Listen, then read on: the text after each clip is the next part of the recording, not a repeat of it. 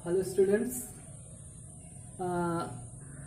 कक्षा 11 की क्लास में इसके पहले वाले प्रीवियस वीडियो में हमने पढ़ा था बीमाओं का उपयोग यानी बीमीय बीज से। उसमें सबसे पहला था एक पद्धत के मात्रक को दूसरे पद्धत के मात्रक में बदलना।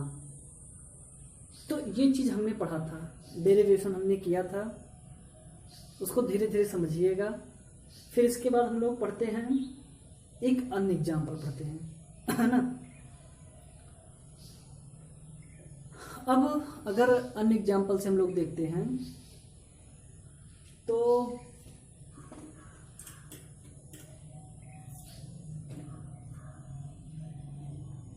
गुरुत्वीय त्वरण,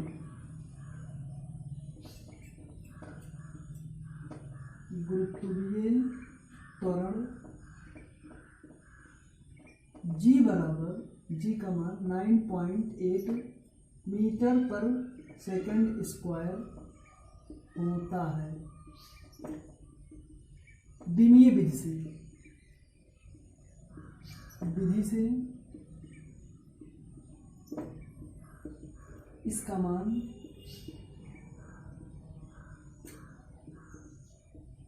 किलोमीटर पर मिनट स्क्वायर में ज्ञात कीजिए।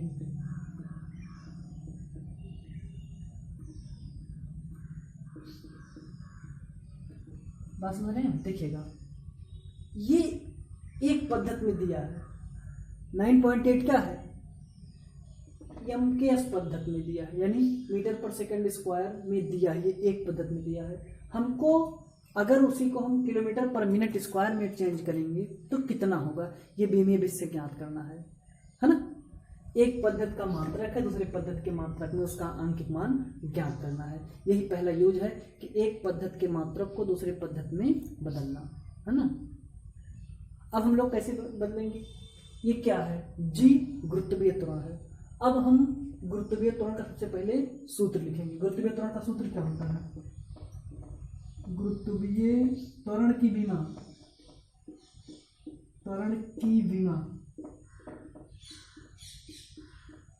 क्या होती है, L⁻²। जो त्वरण की विमा होती है वही गुरुत्वीय त्वरण की भी विमा होती है। तो L⁻² ये गुरुत्वीय त्वरण की विमा है ना। अब पहले पद्धत में मान लेते हैं L1। पहले पद्धति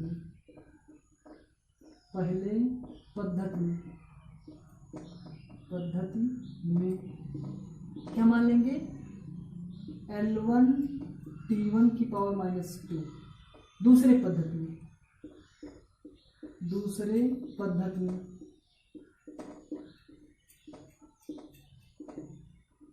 L2 T2⁻²। ये दूसरे पद्धत में है। पहले पद्धत का आंकिक मान न्यूमेरिकल वैल्यू, पहले पद्धति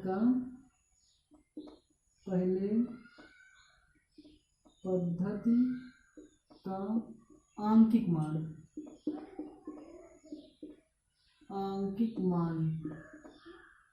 कितना दिया है, N1 बराबर 9.8। दूसरे पद्धति में इसका आंकिक मान क्या होगा, दूसरे पद्धति में आंकिक मान N2 बराबर क्वेश्चन मार्क, है ना। N2 = question mark. अब पहले पद्धति में बीमा उसी की बनती है जो लंबाई और यानी जिसका जो मूल मात्रक होता है उसी में बीमा बनती है। तो पहले पद्धति में लंबाई को किस में मापा गया है, मीटर में, और समय को सेकंड में मापा गया है ना। फिर इसके बाद दूसरे पद्धति में किलोमीटर में और बटे मिनट में बांटा गया है। हाँ, अब हम जानते हैं कि N2 बराबर होता है M1/M2 और गुणे L1/L2 गुणे यहाँ A B और T1/T2 का पावर C। क्या यम है? नहीं, इसलिए यम गायब कर देंगे। तो L1 क्या है? पहली पद्धत में लंबाई का मात्रक। भाई पहले पद्धत में लंबाई का मात्रक, उसी से बीमा हमको लिखना है, लिखी जाती है। तो पहली पद्धत में लंबाई का मात्रक मीटर। L2 क्या है? दूसरी पद्धत में लंबाई का मात्रक किलोमीटर। फिर T1 पहले पद्धत में मात्रक सेकंड, दूसरे पद्धत में भी मिनट है, मिनट। इसकी घातें कितनी है? इसमें स्क्वायर है था, तो ऊपर लाएंगे -2 हो जाएगा समय में। इसकी घात सी, तो घात इसकी -2 है ना? इसकी घात -2 है। अब देखिए ये इतना हो गया। अब यहाँ N1 का मान 9.8 है।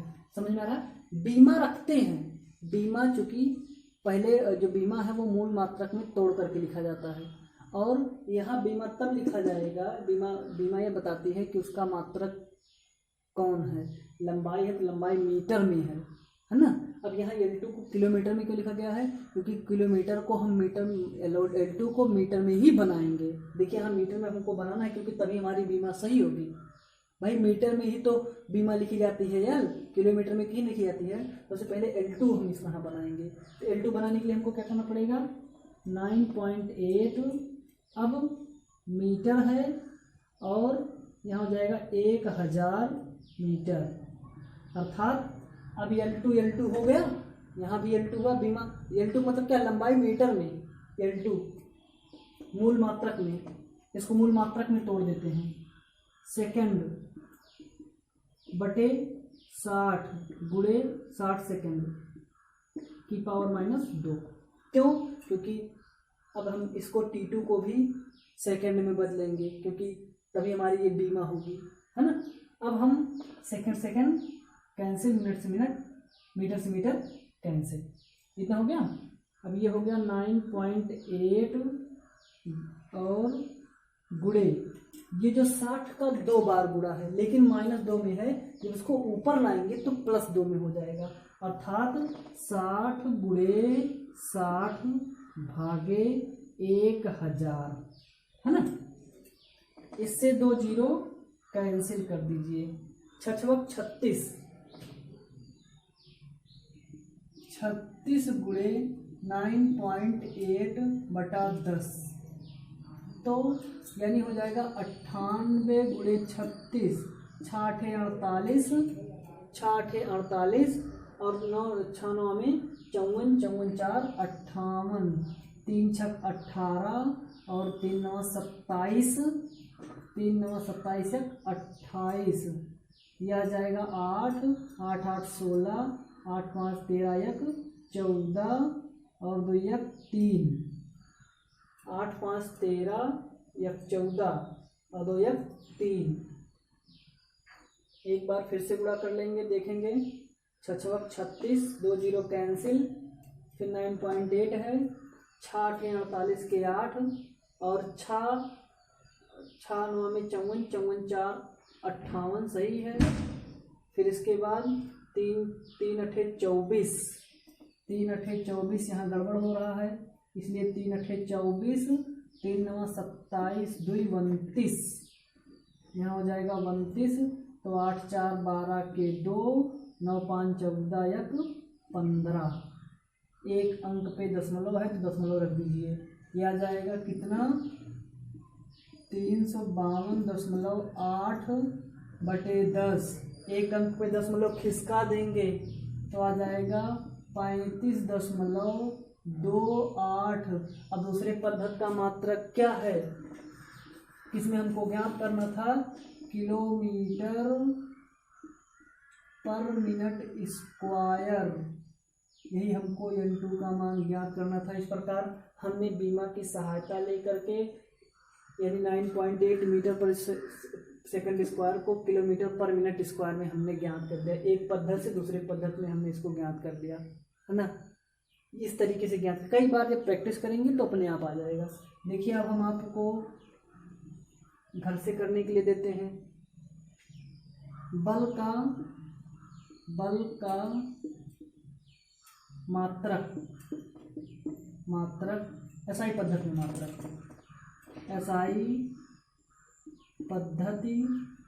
मात्रक न्यूटन होता है ना। बल का एसआई पद्धति में मात्रक न्यूटन होता है। तो एक न्यूटन का मान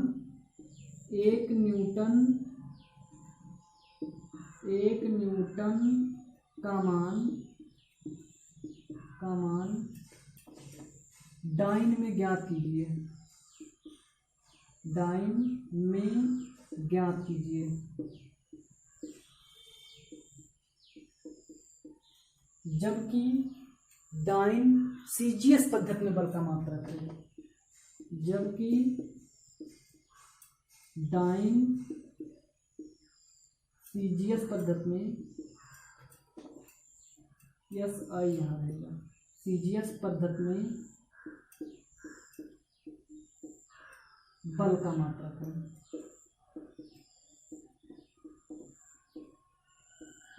इसको हल करने के लिए सबसे पहले n1 का मान 1 है। एसआई पद्धति में बल का मात्रक न्यूटन लिखिएगा। न्यूटन का पहले बल का बीमीय सूत्र लिखिएगा। बीमीय सूत्र mLT की पावर -2 होती है। तो mLT की पावर -2 का मतलब क्या होता है? द्रव्यमान को किलोग्राम में, समय को सेकंड में और लंबाई को मीटर में मापा गया है। जब इसको आप M2L2 लिखेंगे, सीजीएस पद्धति में लंबाई को सेंटीमीटर में, द्रव्यमान को ग्राम में और समय को सेकंड में मापा जाएगा। इस तरीके से इसी प्रोसेस पे हल कर लीजिएगा। दूसरा है कार्य का एसआई पद्धति में मात्रक, एसआई पद्धति में मात्रक जूल होता है।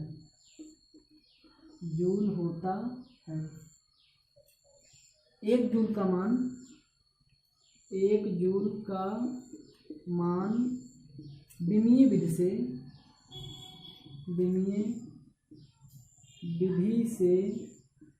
1 जूल का मान बीमीय विधि से सीजीएस पद्धति में ज्ञात कीजिए।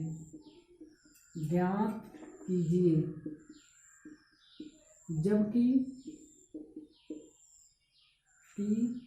सीजीएस पद्धति में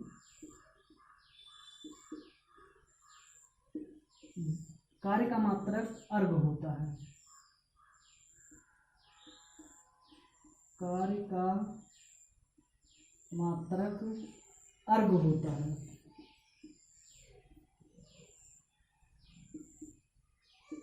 हमको ये दिखाना है सीजीएस पद्धति यानी 1 जूल कितने अर्घ के बराबर होता है। ये 2 क्वेश्चन है, आप लोग हल कीजिएगा। नहीं आएगा तो बताइएगा। Thank you.